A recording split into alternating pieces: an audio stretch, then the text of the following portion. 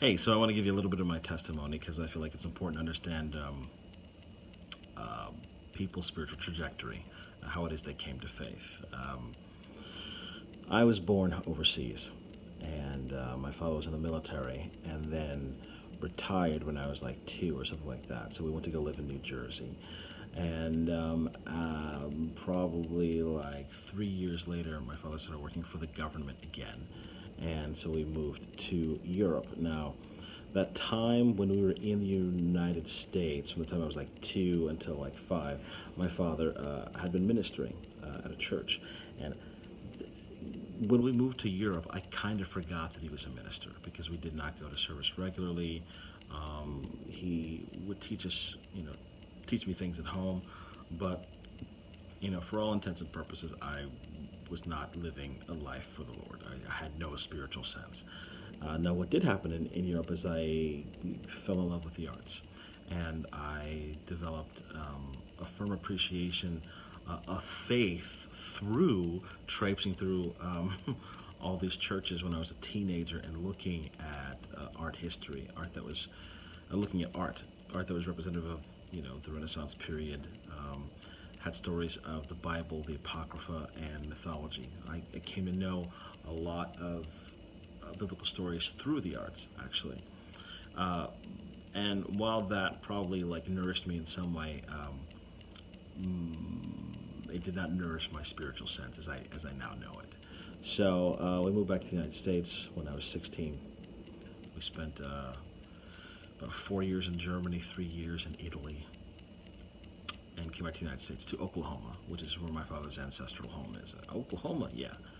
Wind, sweeping down the plane, all that stuff. So that was a minor culture shock that it took a while to get over. So my father started ministering again. That's part of the reason why we came back to this country, is because my father started ministering again. So I was pretty much so your typical preacher's kid.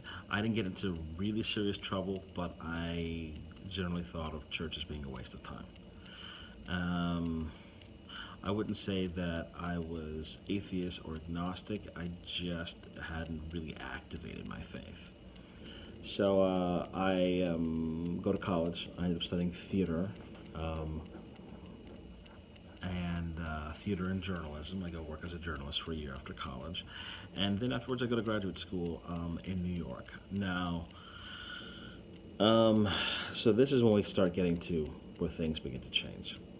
I was in New York on September 11th, and well, okay, what you're about to hear is kind of an odd version of September 11th story, but basically it goes like this. I woke up on the day of September 11th, and I was living in Bushwick, which is at the time people in in New York we're calling South Williamsburg, but it was really Bushwick. Now it's a little bit more toney, a little bit more gentrified, but at the time it was not a very pleasant place to live. Anyway, I woke up that day, and I had my roommate. My roommate had just moved in from Oklahoma like a couple weeks earlier. So he goes off to school at like 8 o'clock in the morning. I don't have to be at school until like 2 o'clock or something. So I work on my graduate thesis. This is my second year of graduate school. So maybe around, I don't know, 11:30 or something, I begin to head out towards Manhattan. Now the first thing I notice is that at our stop, our train stop in Bushwick, there is an elevator train. So there was a sign posted on the elevator train, like going up the stairs, saying that this particular station was closed. So I was like, oh, okay, well, I'll just walk down and go to another station. Now, while I'm walking down going to another station, I noticed that there are a lot of kids on the street, and I'm like, hey, it must be a holiday or something like that. I'm never thinking, oh, something tragic has happened in New York City, in Manhattan.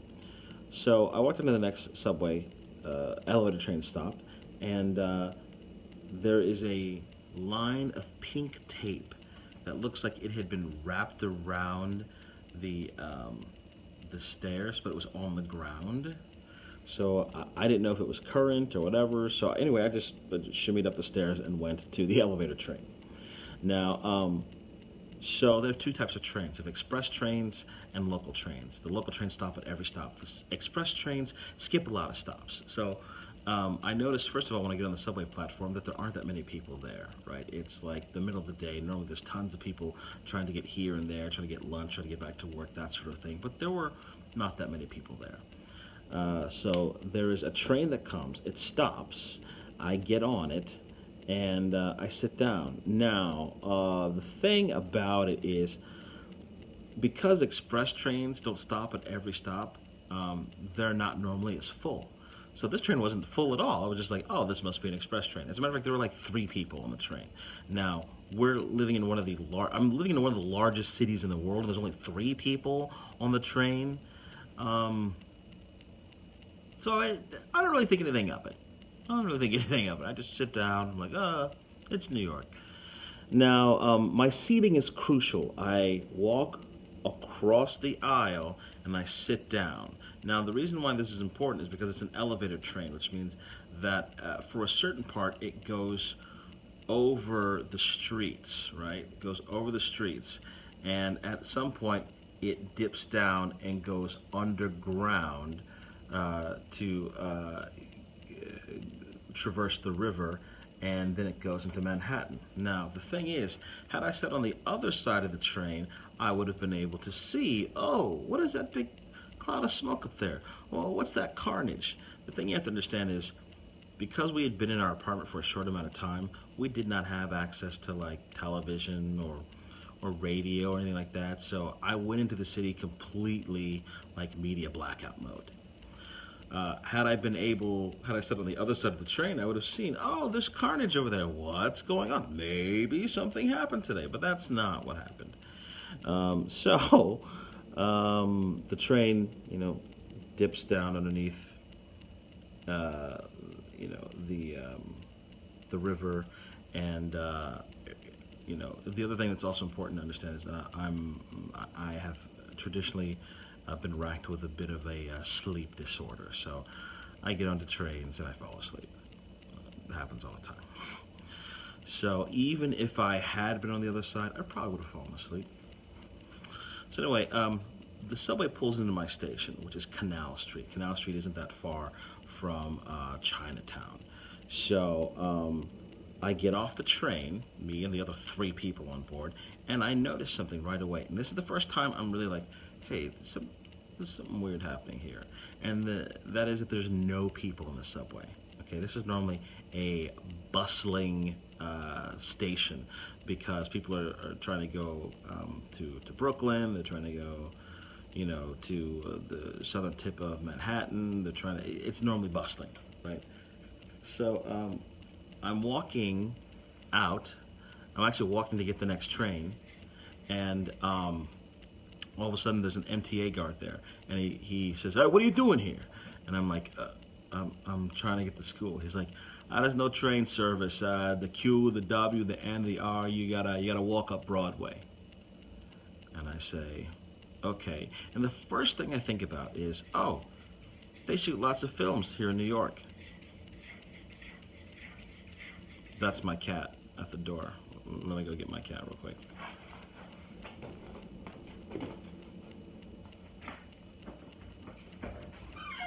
Get in here.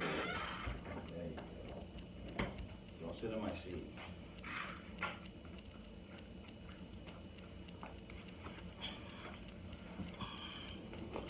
So the first thing I'm thinking is, oh, it's New York. They shoot a lot of films here. As a matter of fact, it was like a few years later, I think, that they shot the film, or maybe it was the year before, they shot the film I Am Legend in New York.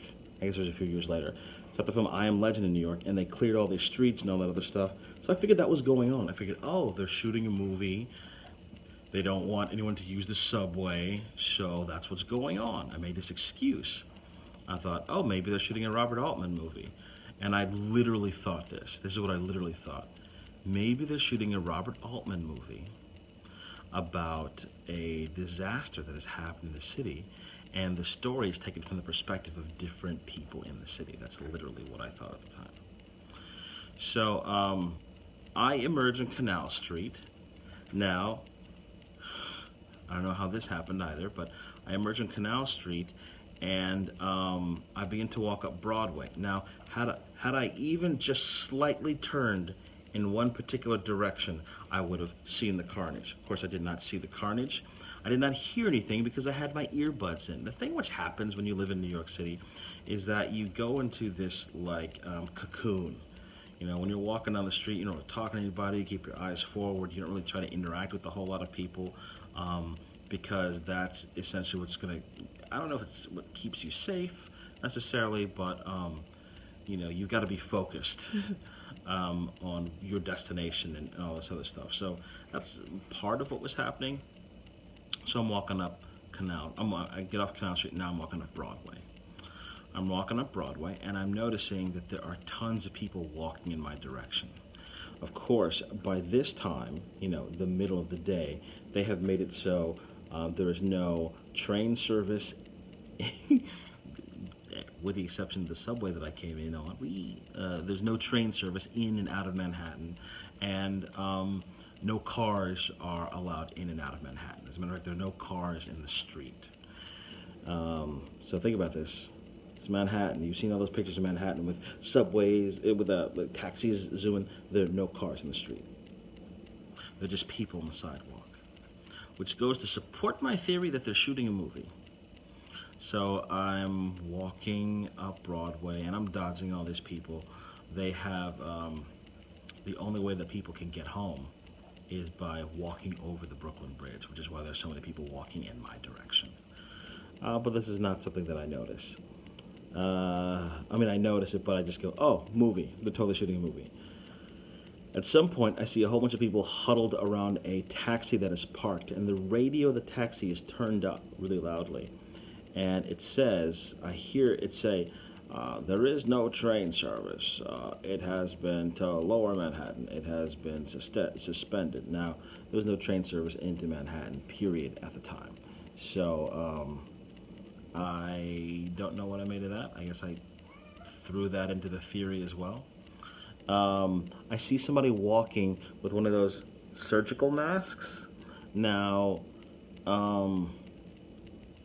the first thing I think is, wow, New Yorkers are crazy. I did notice that there's a bit of something weird in the air. I don't know. It wasn't really heavy, but it was noticeable. I stop off for yogurt. I go to this little bodega, and I see all these long-faced people, and I got my music on, I'm getting yogurt, things are cool, and then I continue to walk up Broadway. So we're talking about a solid 20-25 minute walk up Broadway. It might be longer than that. So I get to NYU, I get to the School of the Arts, and normally there's a whole bunch of kids outside smoking cigarettes and stuff like that, but there's nobody outside. And really the true first inkling that I get that something has happened is that there is a sign on the door that says, grief counseling is available for those who need it. Grief counseling. And then it says, there's another sign that says all classes are canceled for the day. So I go inside the School of the Arts, and there's a security guard there. There's nobody in the building, which is, if you've ever been to Tisch before, you know it's crazy. There's normally people all over the place inside, trying to get to one department or another. But there's just a security guard sitting there, and he looks at me, asks for my ID, and I can tell he wants to ask me what am I doing there, or like what's going on, or why I came in, or whatever. But he doesn't. He just waves me on. And I wanted to ask him something, but I didn't. So I get in the elevator, and as I get in the elevator, somebody else gets in the elevator. And it is it's like 1:30 on September 11th. And I ask him, hey, has something happened today?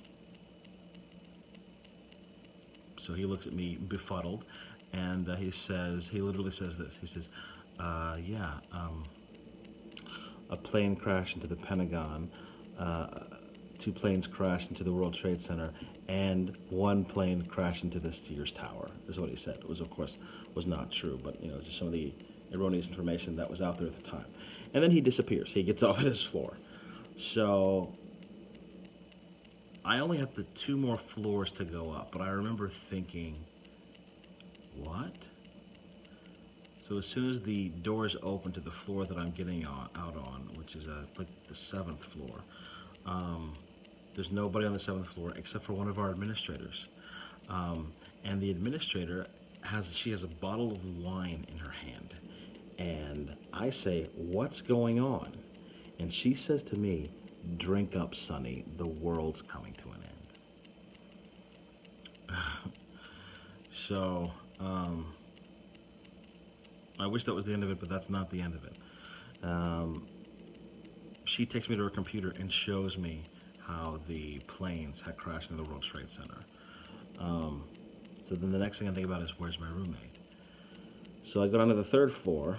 He's a designer, and I find him sitting there, like, with a blank look on his face. And I'm like, hey, man, what happened today? What's going on? And he's like, well, after the first plane hit,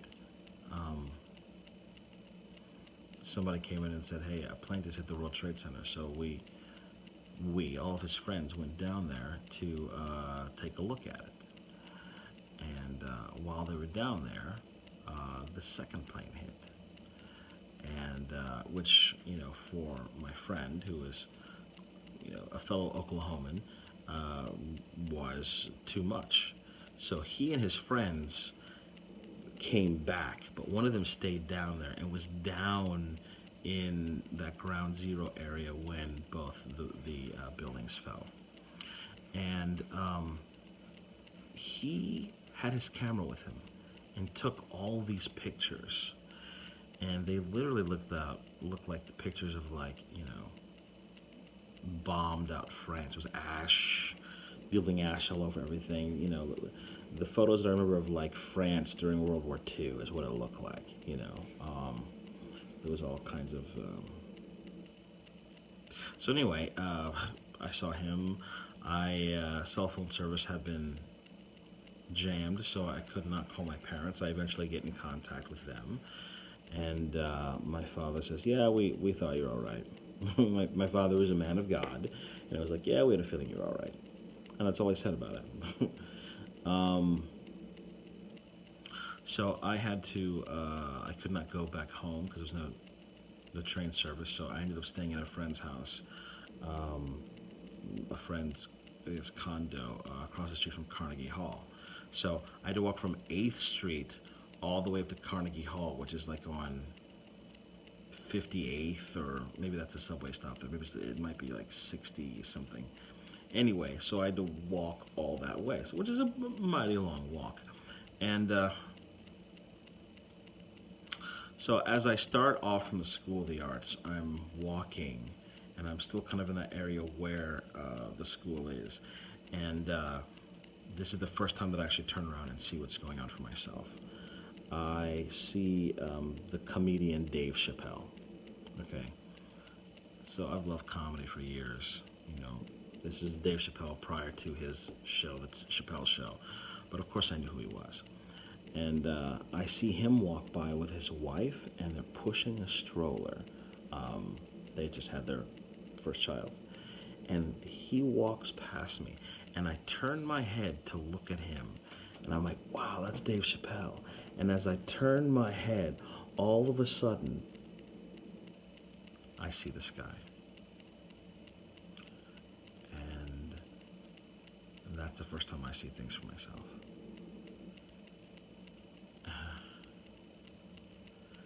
To have gone through, to have walked through the city and not know what was going on, to me was really profound. And it made me stop and realize some things about my life. It made me realize that it's possible to walk through life, have all the signs of something else there, something else going on, and us not get it. The Lord went out of his way to catch my attention that day. The following few weeks were strangely, New York was the sweetest place to live in at the time. everybody was nice because everybody in some small way knew somebody who was connected to the tragedy. And,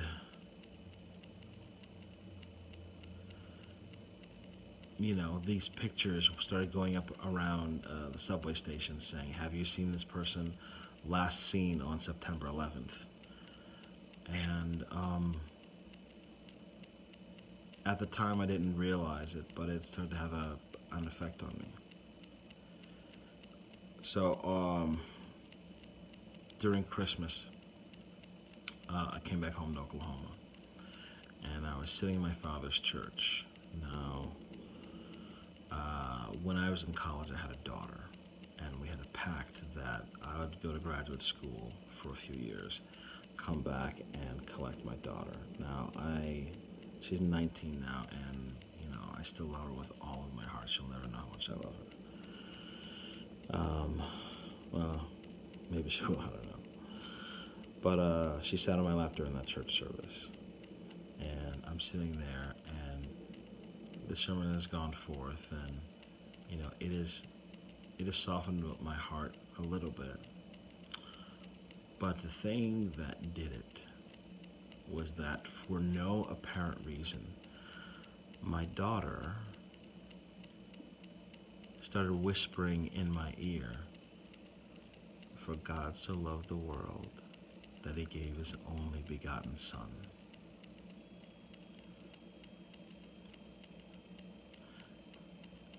She said the whole scripture, and she said it again and again. And all of a sudden I began to feel convicted, and all of a sudden the tears began to fall down my face. And I realized that I had to do something differently with my life. I realized that I had wasted a whole lot of time.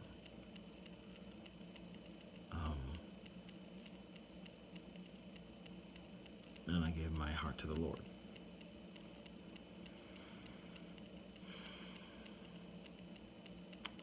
So sometimes you give your heart to the Lord, and then your road is rockier still because you have to refocus your priorities. I graduated from graduate school. We moved out to Los Angeles. I started doing some industry work. Started off as a teacher. We got connected with a decent church. But was still pursuing Hollywood, like wholeheartedly. And very slowly, my faith and my spirit started messing with my Hollywood game. And I was doing pretty well. I'd gotten on a daily show that was seen by 8 million people, something like that, between like 5 and 8 million people. I started going to places and would be recognized, which is really off-putting and strange the first few times it happens. And I had the best job that I ever had. And but very slowly I understood that there's something different happening in Los Angeles. There's some different spiritual something happening there. And if I stayed there, then I would continue to work in the industry and never fully grow to my potential spiritually. So eventually we left Los Angeles after like 7 or 8 years, and we moved to Oklahoma. I accepted a call to the ministry. People used to say, "Oh, you're going to be a minister someday," and I'd be like, "Oh, what are you talking about?" But I feel that the world does a really good job of portraying people of faith as being naive or stupid or not thinking. And I have to tell you that is not the case. That is 100% not the case.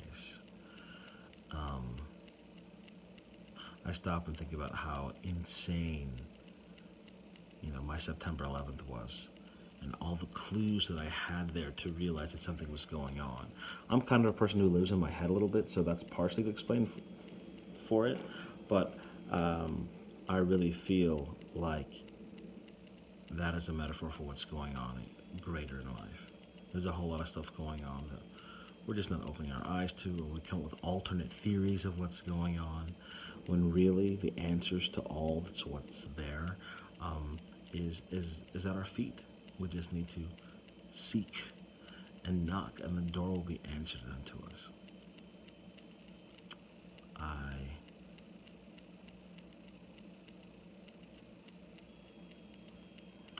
I love the Lord with all my heart, and I don't ever want to stop serving Him. And I just hope that, in some small way, this blesses you.